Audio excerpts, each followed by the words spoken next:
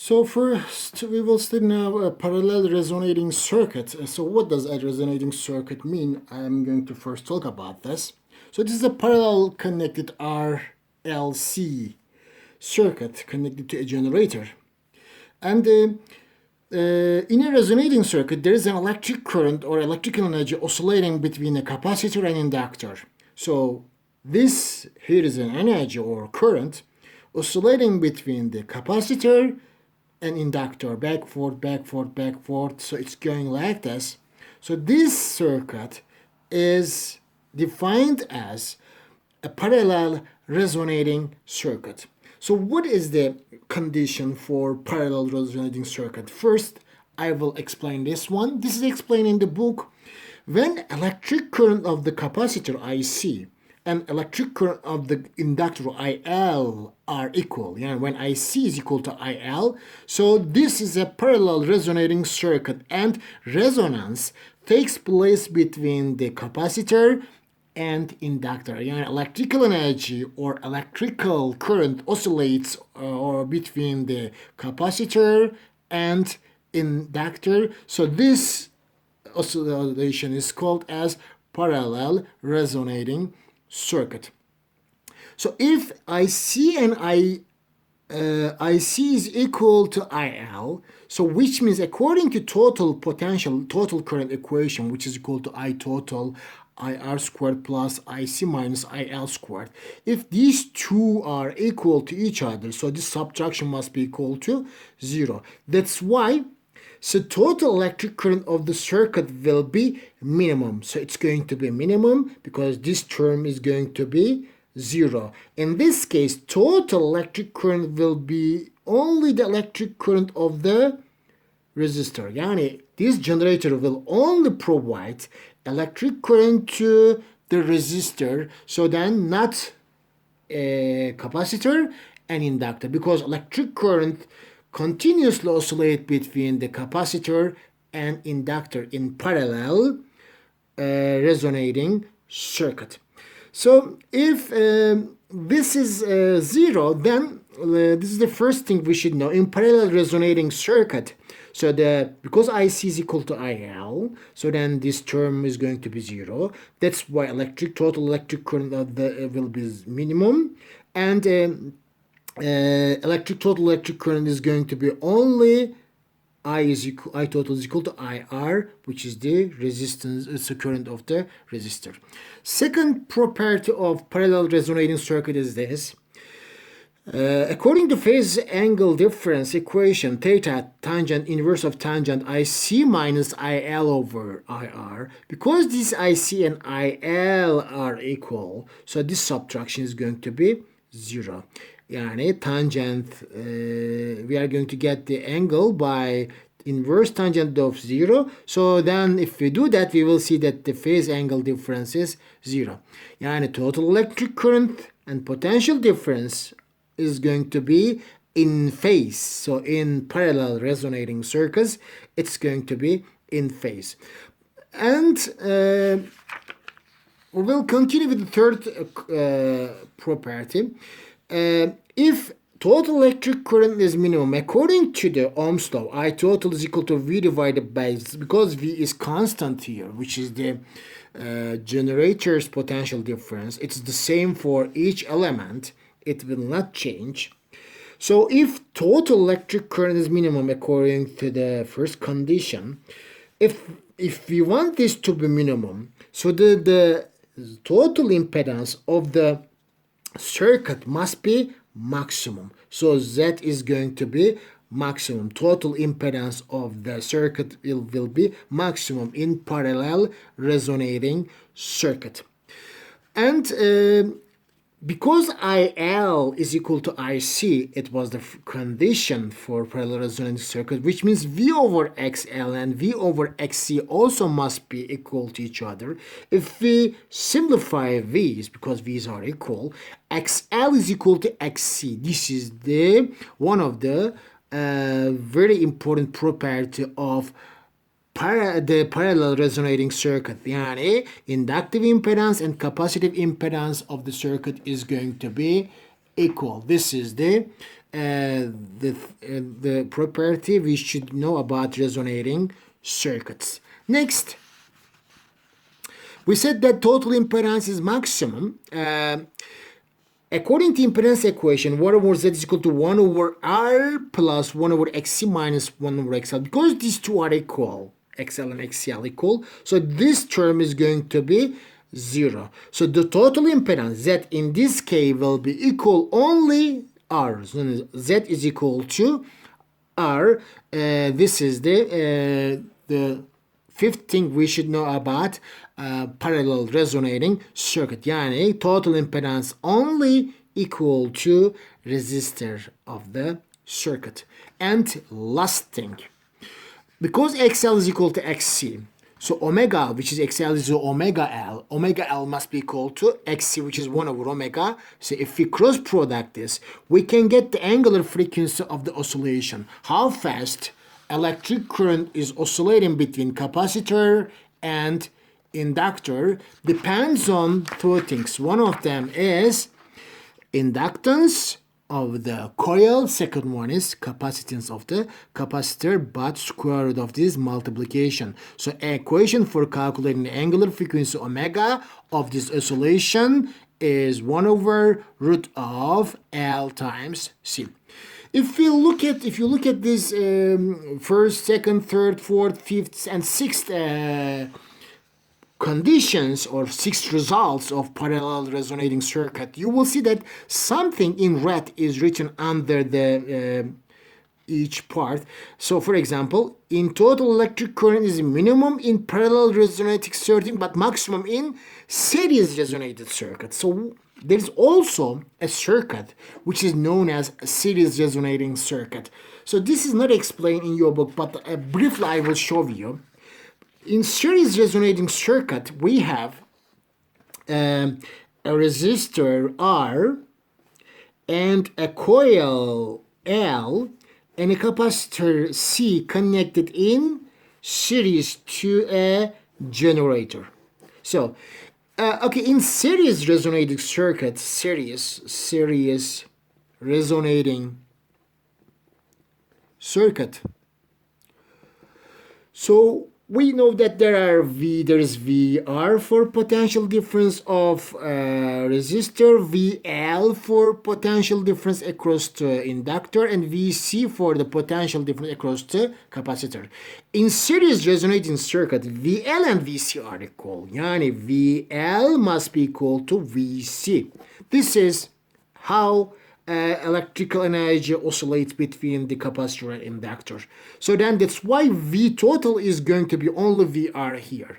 So, and in some cases, in the series resonating circuit will have the similar to parallel resonating circuit, but in some cases it's going to be opposite. For example, total electric current is minimum in parallel resonating circuit, but it's going to be maximum in series resonated circuit.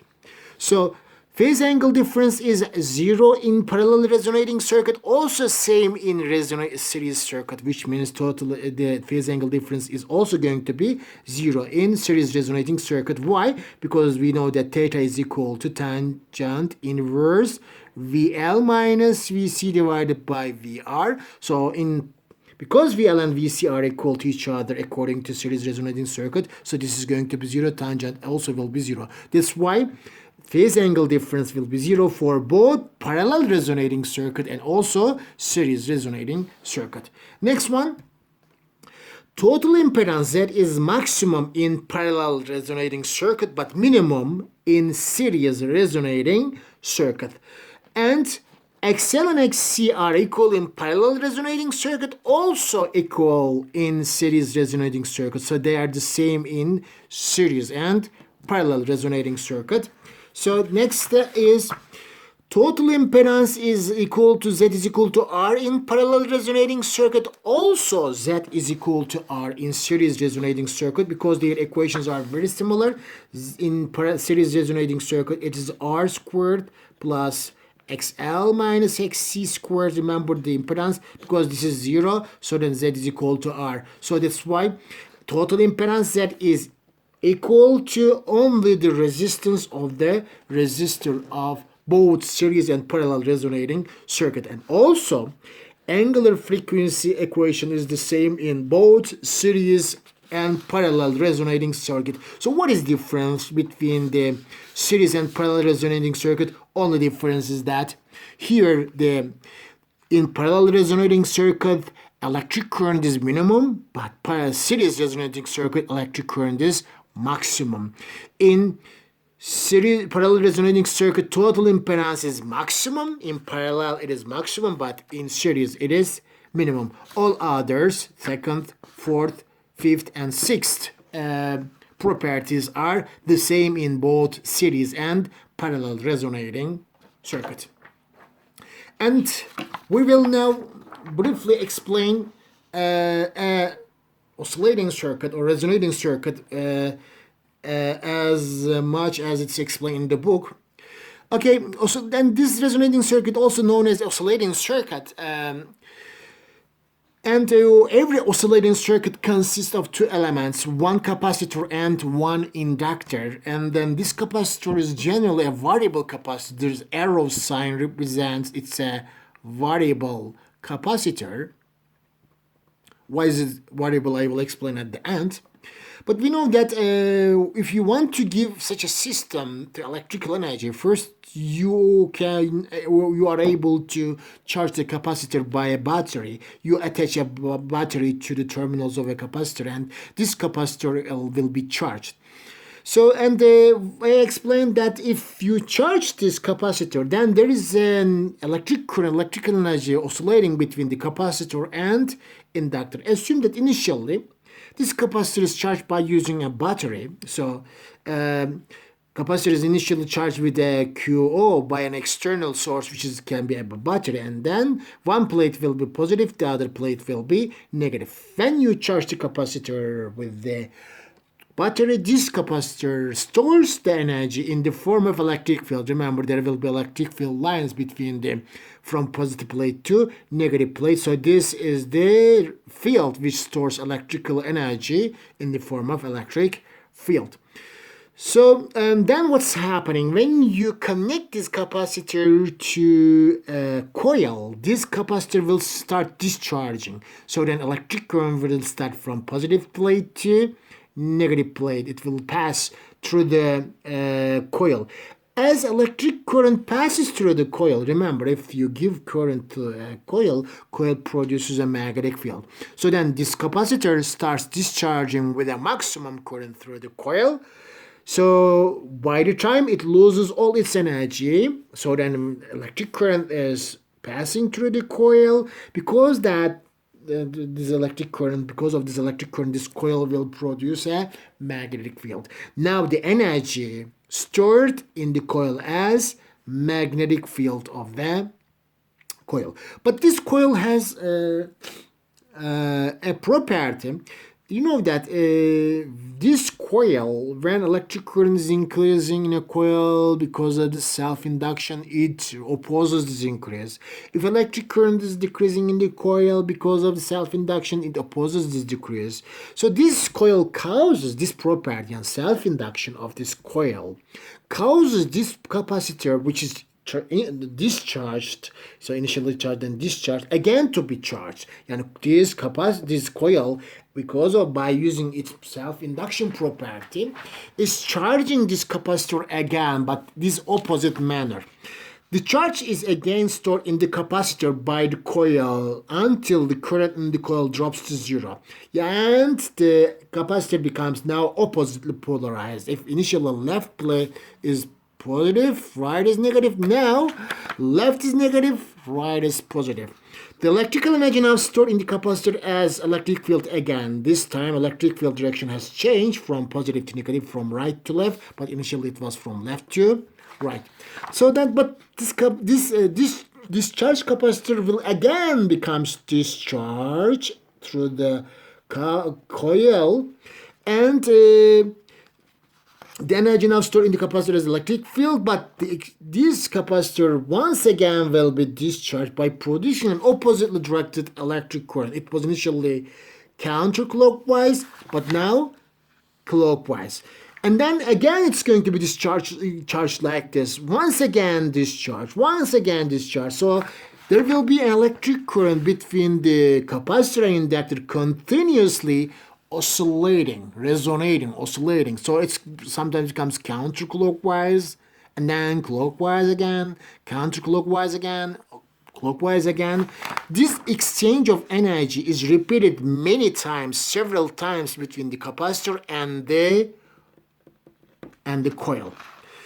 And the frequency of the oscillation can be calculated according to one condition of the resistance. In fact, I explained that if the inductive impedance of the coil and capacitive impedance of the capacitor are equal, XL is equal to XC, and we got from this equality angular frequency equation. Remember, in series and parallel resonating circuit, angular frequency equation can be calculated. Omega is equal to 1 over root of L times C. We know that omega is 2 pi f. If omega is 2 pi f, and then you can get the frequency of the oscillation. How many times this electrical current and energy oscillates between the capacitor and inductor. So you can calculate it by this equation. F is equal to 1 over 2 pi root of L C. So the frequency of the oscillation of the current or energy in the circuit depends on, as you see, L, which is the inductance, coefficient of self-induction, and also C, capacitance of the capacitor. Now remember, I told at the beginning that the capacitor is variable. Why it is variable? Because by arranging C, and this variable capacitor means you can change C of the capacitor. By changing this C, capacitance of the capacitor, you are able to change the frequency of the oscillation of this oscillating circuit. That's why there is used a variable capacitor. And because every real circuit has some resistance, even if I drove here only capacitor and inductor, remember, every coil has some resistance. No coil is pure. And that's why I will separate this resistance of the coil as a resistor R. It belongs to the coil. So because of this resistor, so this system, this oscillating circuit will use energy. So because, lose energy. Because every real circuit has some resistance, some part of the electrical energy is lost in the resistance by time. So thus oscillation of the electric current finally stops. Remember, so if oscillation finally stops in simple harmonic motion, we learned that it's called damping. So then if you want oscillation to be continued, you should use an external alternating current source, external alternating electrical energy source. If an external AC source of current of the same frequency, whatever the oscillation frequency of electric current is, so this external source also must have the same frequency. If an external AC source of the current of the same frequency and the phase, what phase? When this is crest, there must be crest or trough and trough, and then that's why they must have the same phase. So, and the phase, the same frequency, and the phase is introduced in the oscillating circuit. Resonance takes place between this generator and the oscillating circuit. And energy can be added from this generator to this oscillating circuit. So as I explained, by changing the capacitance of the variable capacitor C, the resonance frequency can be changed. Yes, we can change this resonance frequency according to equation 1 over 2 pi root of L times C. By changing C, by increasing C, you can decrease F, or vice versa. By decreasing C, you can increase F. This is how one can tune the frequency of the radio and television stations at home. When resonance takes place, the reception of the radio signals is possible. So every radio or television uses an LC oscillating circuit. This is a coil, this is a capacitor, variable capacitor. So by changing the C, you change the frequency. When the frequency of oscillation of this circuit is exactly the same as the frequency of the radio station, you start listening to that radio station or that television station. So this is all about the oscillating circuit. And there are some problems about the oscillating circuits. I'm going to answer them. The first one is parallel combination of the Rlc parallel magnetic circuit. It says that if AC source of effective value 60 volt and frequency 1 megahertz is connected across a parallel combination of resistance 300, 3000 ohm, inductor impedance of 600, and capacitor of impedance of 200, calculate the value of the effective current of the circuit. Now, we did this, it's very similar to mixed wave. Only first you calculate what currents are. What is IR, which is equal to V over R. So V is 600 divided by R is 3000. So first calculate what IR is. Then calculate what IL is, V over XL. Because parallel connected, the potential differences are the same as the generator's potential difference. 60 divided by XC is, XL is 600. So 6000. So calculate this, and after that calculate what IC is, electric current of the capacitor. Again, V over XC. V is 60 divided by XC is 2000. First, let's calculate them one by one all, and after that we will calculate the total current, effective current of the circuit. So which is 6 divided by 3000, which is equal to 0.02 ampere. So IL is 60 divided by 6000, which is 0.01 ampere, and IC is 60 divided by 2000, which is 0.03 ampere. And after that we are going to use the total current equation, which is equal to root of IR squared plus IC minus IL squared, root of IR squared 0.02 squared plus IC 0.03 minus IL, which is 0.01 squared. So let's do it now. 0.03 minus 0.01 square of this squared plus 0.02 squared.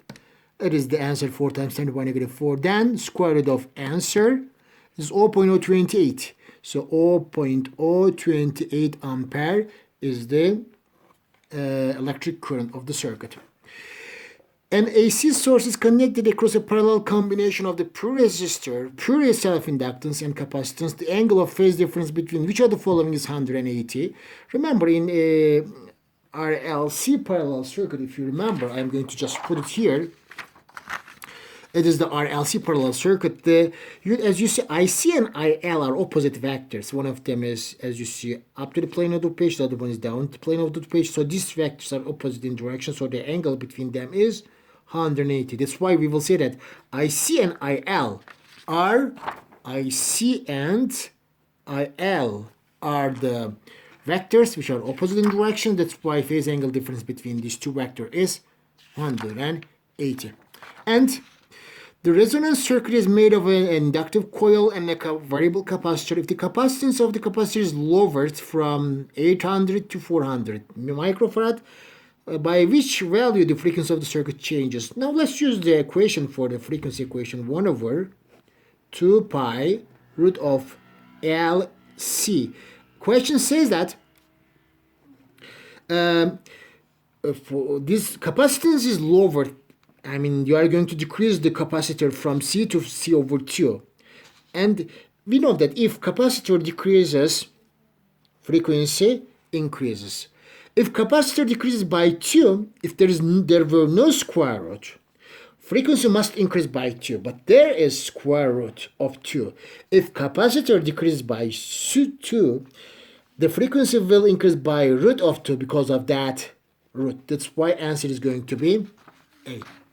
The resonance circuit is made of a coil of the coil and a variable capacitor. If the capacitance of the capacitor is changed from 250 to 50, which factor the frequency of the oscillation will change? Okay, so then again, F is equal to 1 over 2 pi LC.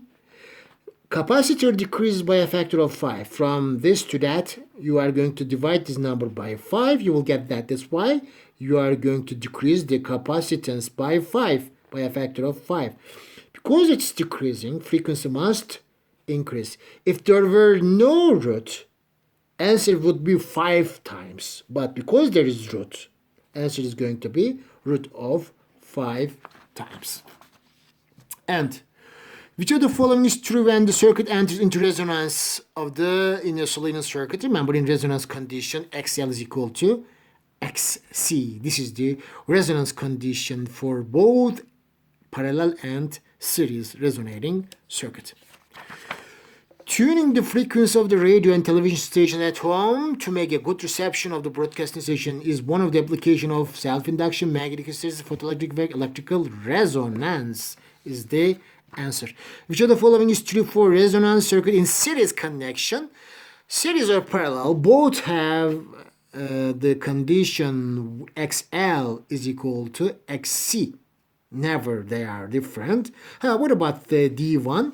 In series connection, VL is equal to VC. That's why V total is going to be VR squared plus VL minus VC squared. Because these two are equal, V total is going to be VR. So then not greater. So maybe instead of this answer, they can give that answer. V total is going to be VR in series connection, in series resonating circuit. In AC circuit is connected across an RLC series, again series, which of the following is wrong in resonance? This is correct. This is the frequency, correct. VL and VC are equal, yes, this is also correct, but Z is not smaller than R because Z is equal to R for both series or parallel, both of them, Z is equal to R. So this is incorrect. This is incorrect. 1.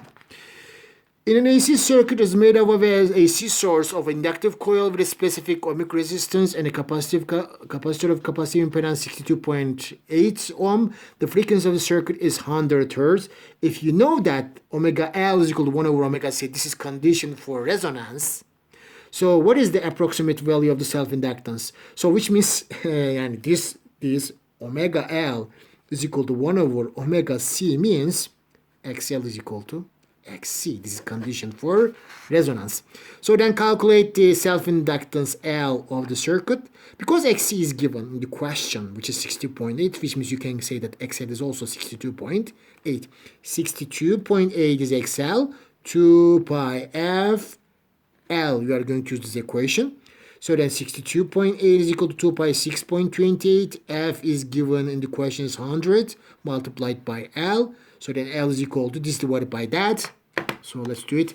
62.8 divided by 628. All your it's going to be like this. So the answer is 0.1. So the answer is 0.1 Henry for this question. And I solved some of them before. That's why these 4 questions are solved in the previous questions. I will skip this one. I will answer the 11. An AC series resonance circuit is made of a source and resistor, a pure resistor, and inductive coil and the capacitor. The phase angle difference between total potential difference and current is 0. Both for AC and parallel and series resonance circuit, phase angle difference is 0. This is the answer. And also an inductive coil of resistance 680 ohm and inductive impedance XL. This is RL. This is XL. Connected across an AC source of effective value 200 volt V effective and frequency 6 Hz. Find the capacitance of the capacitor that should be connected in series to obtain resonance. Remember, in the resonance cases, XC must be equal to XL. L, because XL is given here, pardon, XC, yeah, XL is given, this is 60. XC also must be 60. XC must be equal to 60 ohm. Use this XC equation, 1 over 2 pi f c must be equal to 60. You will calculate what is c. C is equal to 1 over 2 pi f times 60.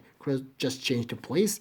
So then it's going to be, let's continue, c is equal to 1 over 2 pi 6.28 multiplied by f is given as 60 multiplied by 60. So I think answer is going to be 44 microfarad. If you do this calculation, you will calculate it like this.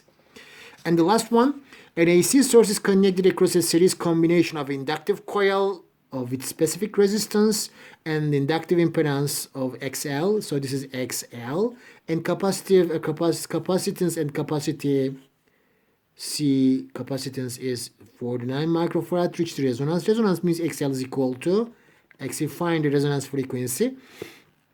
We will find XL equal to XC cases. So C is given. So then I can use XC cases. XC is equal to 1 over 2 pi FC. Because XL is equal to XC, I can write XL value here too. I will find what F is. So get F, change F and XC the places. So then F is going to be 1 over 2 pi XC times C. So F is equal to 1 over 2 pi. 2 pi is 6.28. XC and XL are equal, which is 65. C is given as 49 times 10 to the power of negative 6, because you should convert microfarad to farad, and then you will find the frequency of the oscillation. 1 over root of bracket, don't forget the bracket, 6.28 times 65 times 49 times 10 to the power of negative 6, which is equal to almost 50 hertz is the answer. So 50 hertz is the answer of this question. This is all about the RLC's oscillating and then resonating circuit.